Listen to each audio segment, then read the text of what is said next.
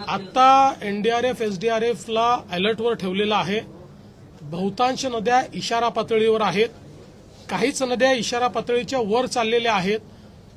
आपल्या बाजूच्या राज्यांसोबत आपला नीट संपर्क आहे, त्यामुळे जो काही विसर्ग आहे त्याचं जे मॅनेजमेंट त्या राज्यांसोबत करावं लागतं ते मॅनेजमेंट आपण चांगल्या पद्धतीने करतो आहोत।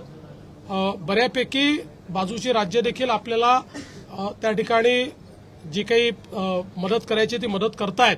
आता विशेषतः चिंता आपल्याला हिप्परगीची आहे आणि त्याच्यात त्यांनी विसर्ग सुरू केला, पण तो अधिक करावा अशा प्रकारचे त्या ठिकाणी आपल्याला म्हणजे आपल्याला वाटतं, तर ते त्यांच्याशी आपला व्यवहार चाललेला आहे आणि तेलंगणासोबतही योग्य प्रकारचा आपला त्या ठिकाणी संपर्क चाललेला आहे। काही कॅचमेंट्स मात्र असे आहेत की जे कंट्रोल्ड कॅचमेंट्स नाही आहेत, काही कॅचमेंट्स हे अनकंट्रोल्ड कॅचमेंट्स आहेत। त्या कॅचमेंटमध्ये जरा जास्त आपल्याला धोका आहे, तर त्याच्याकडे आपण लक्ष ठेवून आहोत।